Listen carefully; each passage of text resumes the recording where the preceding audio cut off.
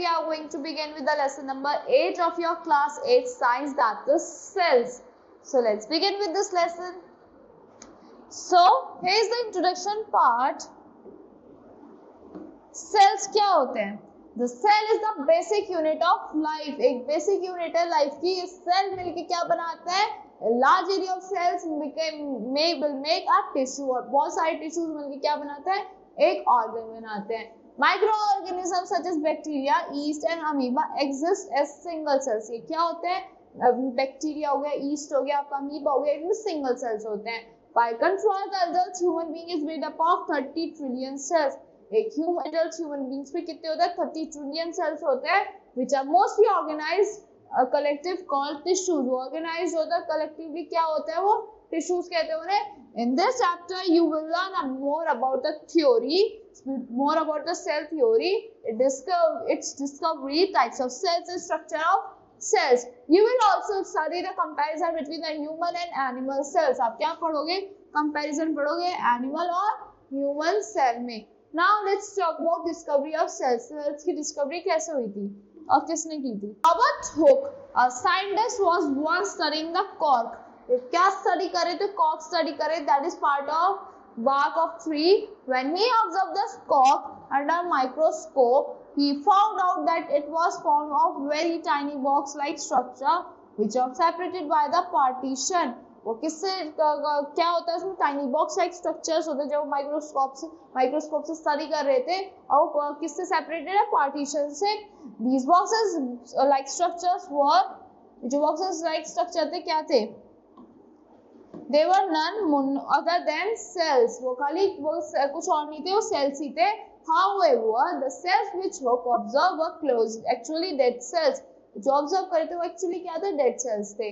This experiment discovered the cells, but very few facts were known about cells till 150 years from Hooke's discovery. Under the cells were kept under very magnificent and efficient microscope. वो Hooke की discovery के 150 years बाद तक वो भी क्या cells क्या रहे थे आपके? मतलब यही रहते कि सेल्स होते भी है नहीं, मतलब क्योंकि उन्होंने जो डेड सेल्स फाइंड करे थे उसके 150 ईयर बाद देखे गए थे जब उन्हें मैग्निफिसेंट एंड एफिशिएंट माइक्रोस्कोप्स में रखा गया था. Here the cell theory. क्या होती है cell theory? Hence a large number of experiments were conducted by the scientists, and 3 scientists, namely Theodore Schwann, Matthias Jacob Schleiden and Rudolf Virchow gave the cell theory. इन्होंने क्या दी थी? एक cell theory दी थी. The bullet points of their cell theory were, जो bullet points थे इनकी cell theory के क्या थे? All known living things were made up of one or more cells. जो एक non living, जो भी हमारी known living things है, non नहीं known, जिन living things को हम जानते हैं वो किससे बने होते हैं? One or more cells से बने होते हैं. The cells are basic structural unit of life. Cells क्या है? आपके basic structural unit है किसकी? Life की.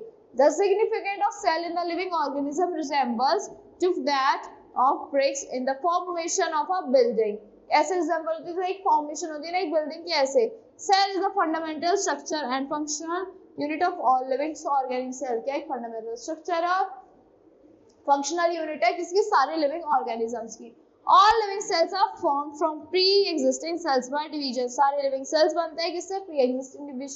Pre-existing cells से division के through. So the functions of an organism depend on the individual function of the cell. किस पे depend करते हैं? Individual function of the cell पे depend करते हैं. In their composition in a same organism. Cell क्या similar है किसमें? Chemical composition में same organism में. So organism from cells. Organisms क्या होते हैं cells में? Now you know that cells form the organism. जो एक cells मिलके क्या बनाते हैं? एक organism को बनाते हैं.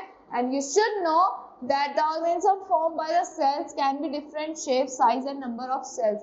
जो एक organism form होता है cells और different shapes में हो सकता है, different size में हो सकता है, different number of cells हो सकते हैं उसमें. These variation in the cell discuss the organism. क्या करते हैं? Distinguish कर देते हैं कि ये जो number of cells होते हैं, variations होते हैं cell के, एक organism में distinguish कर देते हैं कि ये अलग है, ये अलग है. Thus some factors which determine the structure of organisms are numbers of cells. क्या क्या determine करते हैं कि ये different है ये organism इससे? That is number of cell. You must have studied earlier that the living organism present are of two types. on the basis of number cells, that is unicellular and multicellular. 2 types के होते हैं living organism, जिसमें single cell होता है और जिसमें 2 से ज्यादा सेल्स होते हैं. Unicellular, as the name suggested, are those which are made up of single cell. Unicellular वो होते हैं जो उनके नेम से ही पता चल रहा है, that is they are, वो किसके बने होते हैं, सिंगल सेल के बने होते हैं. For example, amoeba, yeast, euglena, paramecium. These organisms are not visible with our naked eyes. ये किससे visible नहीं होते, हमारी naked eyes से visible नहीं होते, and can only be observed under a microscope. इनको खाली हम अपने माइक्रोस्कोप के अंदर observe कर सकते हैं. Although these organisms are made up of single cells, they perform all the activities which any organism perform. That is from nutrition to respiration and from excretion to reproduction.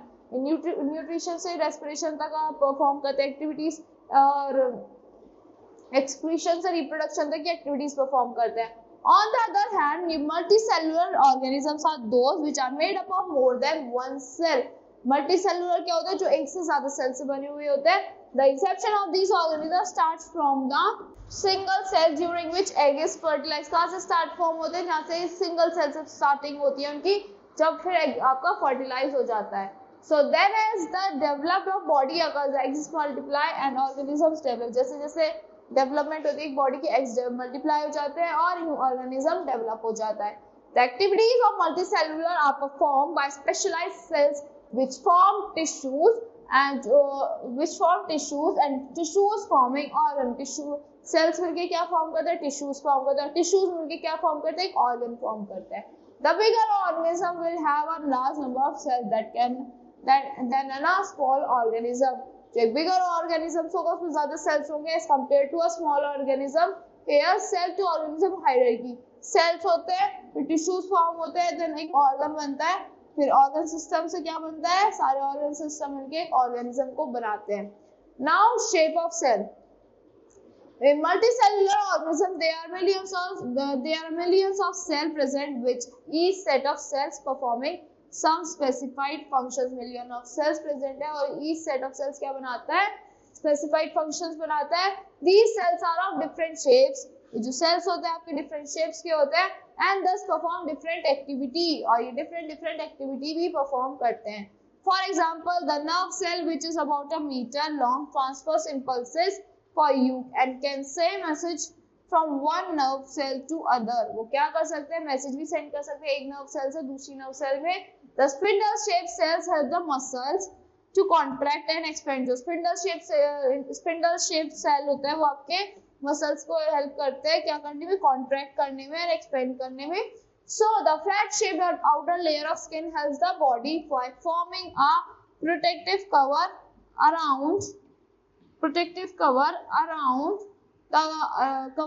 the body. White blood cells which are present in the blood can, white blood cells होते हैं जो कहाँ पे present होते हैं, आपके blood में present होता है, which can with them their shapes and thus can be used to engulf and destroy gums. किस पे यूज होता है, engulf में और destroy करने में germs को यूज होता है.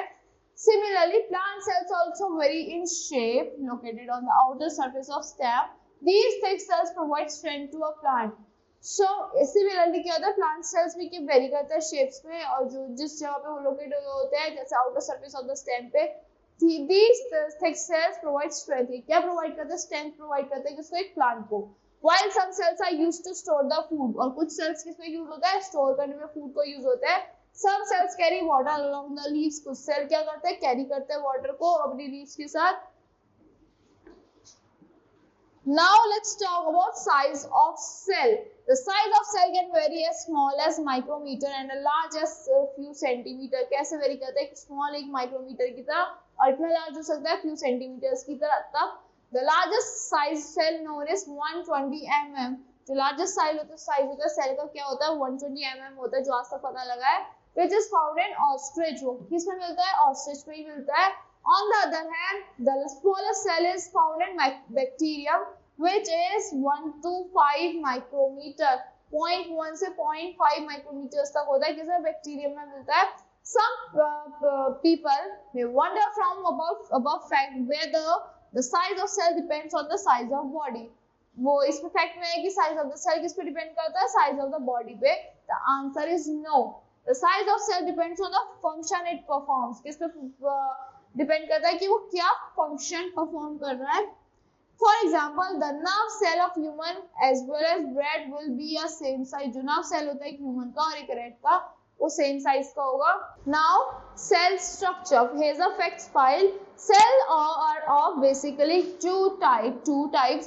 Eukaryotic cells and are those which have a true and well organized nucleus. ये क्या होता है आपके eukaryotic cells जिनके ट्रू होता है, एक वेल ऑर्गेनाइज्ड न्यूक्लियस होता है जिनका, एंड वाइपेक prokaryotic nucleus are those which don't have a proper nucleus and nuclear membrane. इनका क्या होता है, प्रोकैरियोटिक का ना तो प्रॉपर न्यूक्लियस होता है ना न्यूक्लियर मेम्ब्रेन होता. Also the prokaryotic organisms are capable of living in an environment. किसमें कैपेबल होता है, एक एनवायरमेंट में रहने की कैपेबल होता है, which may be deadly and inhabitable to one or other organism. क्या होता है, deadly होता है और inhabitable होता है एक दूसरे के other organisms पे. Now let's talk about cell structure. You have studied earlier in this chapter that cell vary according to their shapes and size. Cell क्या करते हैं, vary करते हैं उनकी shapes और size के accordingly. However, the basic structure of cell is same for all the cells. जो basic structure होता है cells का same होता है other cells के लिए. The parts of cells are common in every cell. जो parts होते हैं cell के common होते हैं हर cell में. In this part of chapter, you will study about the cell structure and the components of the cell. आप किसके बारे में पढ़ोगे, you will study about cell structure और components of the cell के बारे में भी पढ़ेंगे. Now, here is the cell structure diagram. You can see this is the nucleus, this is the membrane, and this is the cytoplasm. Now let's talk about cell membrane. Cell membrane क्या होता है? Surrounding the cell is a thin covering layer. Cell के surrounding क्या होता है? एक thin covering layer है. This is called cell membrane. That which is called cell membrane और plasma membrane. इसको हम cell membrane भी कहते हैं या plasma membrane भी कहते हैं. The layer prevent the cell from surrounding environment. उसको prevent करती है surrounding environment से ये layer. It also provides shape to the cell. ये shape to the cell provide करती है, cell को shape provide करता है. It is a semi-permeable layer as it allows some substances like water and minerals to pass through it. ये क्या होती है, semi-permeable आपकी layer होती है, वो allow कर देती है water को और minerals को जो इसमें से pass कर जाए. In plant cell, in addition to cell membrane, a cell wall is also present. क्या present होती है, एक cell wall present होती है, which gives rigidity to the plants. एक rigidity provide करती है plants को as the plant don't have skeleton to do so. So now let's talk about cytoplasm. Cytoplasm is derived from kaitos meaning hollow and plasma meaning liquid. Cyto का मतलब क्या होता है, काइटोस मतलब hollow और plasma का क्या meaning होता है, liquid meaning होता है. Thus, it is a jelly liquid material which is present inside the boundary of cell membrane. Jelly liquid material जो कहाँ present होता है, आपके cell membrane के अंदर present होता है. Now, it fills most of the cell and all the functions takes place within the cytoplasm. ये fill कर देते हैं cells को, सारे functions कहाँ पे take place करते हैं, cytoplasm के अंदर take place करते हैं. There are many organelles present in cytoplasm. बहुत सारी organelles भी present होती है आपके cytoplasm में, which have different functions. और उनके क्या होते हैं, different functions होते हैं. Now let's study about nucleus. Present in the center of cytoplasm is a spherical or oval-shaped body called nucleus. Cytoplasm के अंदर center में क्या present होता है, spherical और oval-shaped body होती है, उसको क्या कहते हैं, nucleus कहते हैं. This is the nucleus. Now nucleus is separated from the cytoplasm by a layer called nuclear membrane. वो nuclear membrane की वजह से separated होता है cytoplasm से. This membrane allows the movement of material from cytoplasm to nucleus and vice versa. जो movement के लिए allow करती है आपके material को cytoplasm से nucleus से या nucleus से cytoplasm में. Inside the nuclear membrane, the nucleus is filled with a liquid material called nucleoplasm. Nucleoplasm किससे filled होता है, वो liquid material से filled होता है. nuclear membrane आपका that is known as nucleoplasm. In the center of nucleoplasm, a spherical body is present. उसके center में भी क्या है, nucleoplasm के center में क्या होता है, spherical body present होती है. That is called nucleus. In addition to it, there are some threads-like structure which are called chromosomes. उसके बीच में क्या होता है, कुछ thread-like structures होता है, वो क्या कहते हैं, chromosomes कहते हैं. They carry genes which, as you have studied later, carry the information about the cells and which are passed from parents to offspring as a result of reproduction. ये क्या कैरी करता है, जीन्स कैरी करता है जो parents से आती है आपके एक ऑफस्प्रिंग्स में, या जो आपके यंग वंस होते हैं उनमें आ जाती है रिप्रोडक्शन की वजह से. Now nucleus can be considered as the brain of cell. इसको क्या कंसीडर कर सकते हैं, ब्रेन ऑफ सेल कंसीडर कर सकते हैं. क्यों? As it controls all the life activities that take place within the cell. वो क्या कंट्रोल करता है, सारी लाइफ एक्टिविटीज कंट्रोल करता है जो कहाँ पे टेक प्लेस करता है, आपके सेल के अंदर. The nucleus and the cytoplasm together form the protoplasm, which is called the living substance of the cell. The nucleus and cytoplasm of together क्या form करते हैं, protoplasm form करते हैं. उसको क्या कहते हैं, which is called living substance. वो living substance कहते हैं एक सेल का. Now let's talk about organelles. Within the cytoplasm there are number of structures present which perform different activities. उसके cytoplasm के अंदर क्या होता है, बहुत सारे नंबर ऑफ स्ट्रक्चर्स प्रेजेंट होते हैं.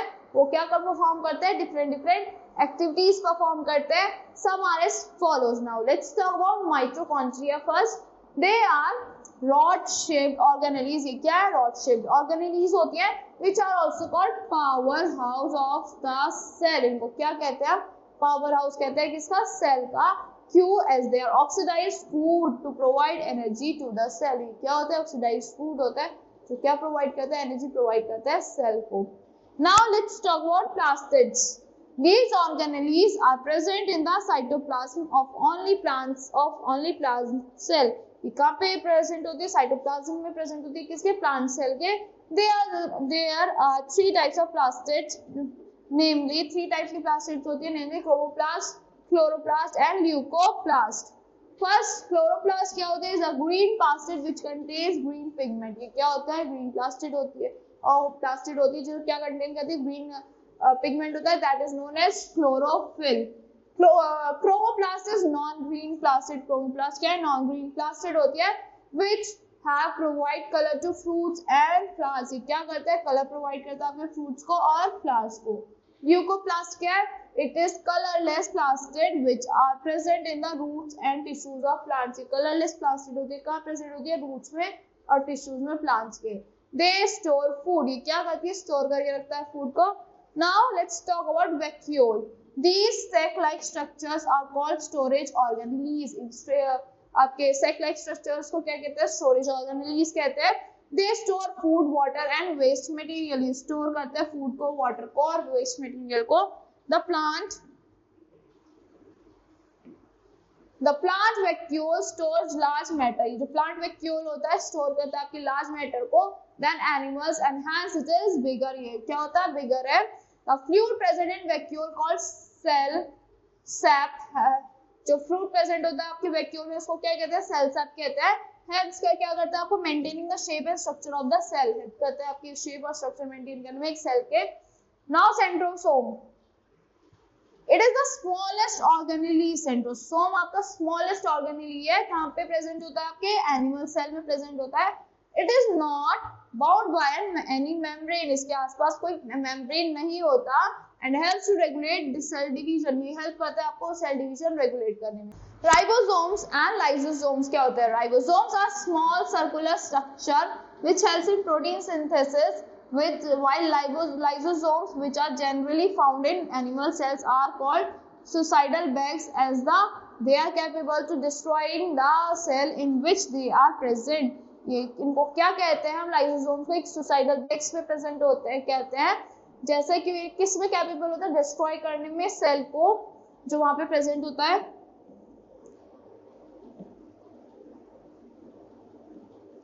Here are the parts, here are the functions and here is the found. कि इनमें क्या क्या होता है, किस में मिलता है, ये सेल मेम्ब्रेन के फंक्शंस होते हैं. Control what substance gets into and what get out the cell, कि किस क्या सब्सटेंस अंदर जा रहा है और क्या बाहर जा रहा है.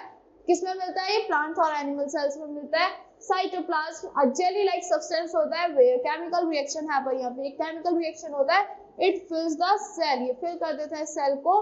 प्लांट, और ये कहाँ मिलता है आपको, प्लांट एंड एनिमल सेल्स में मिलता है। नाउ थर्ड है हमारा न्यूक्लियस, तो क्या करता है, control all the activities in cell, आपकी सारी एक्टिविटीज को कंट्रोल करता है सेल की। कहाँ पे मिलता है आपके, प्लांट एंड एनिमल सेल में मिलता है। Cell wall made of a tough substance, किससे बनता है, टफ सब्सटेंस से बनता है, कॉल्ड सेल्यूलोज, इसको क्या कहते हैं, सेल्यूलोज कहते हैं, which help in maintaining rigidity of cell, आपकी सेल की रिजिडिटी को मेंटेन करने में हेल्प करता है। किसमें मिलता है, प्लांट सेल में मिलता है, बस ये। Fact file, some unicellular organism contain projections in their outer surface which help in their movement, वो किस में हेल्प करती है, उनके मूवमेंट में हेल्प करती है। In paramecium it is called cilia and euglena, paramecium में क्या कहते हैं, इसको cilia कहते हैं और euglena कहते हैं। It is called flagella, इसको हम flagella कहते हैं। Now comparison of plant cell and animal cell, एक plant cell की और animal cell की क्या comparison होती है। Now that you have studied the cell structure, you should be able to point in differences in the animal cell and plant cell, जैसे आपने cell structure पढ़ लिया तो आपको differences पता चल गए plant cell में और animal cell में। Let us study with the help of table which will explain better how the plant cell is different from animal cell, ये जो table है ये क्या explain करती है कि plant cell एक animal cell से कैसे different होता है। Here is the diagram of a plant cell and this is the diagram of a animal cell, that is very compulsory, it will surely come in your exams। Here the fact file, scientists have found out that in human body there are more bacterial cells than human cells, एक human body में बहुत ज़्यादा bacterial cells होते हैं। There are more bacterial cells than human cells, एक animal cells से ज़्यादा bacterial cells present होते हैं human body में। So that's all for this lesson. I hope you all like the explanation of this lesson. Thank you and have a great day.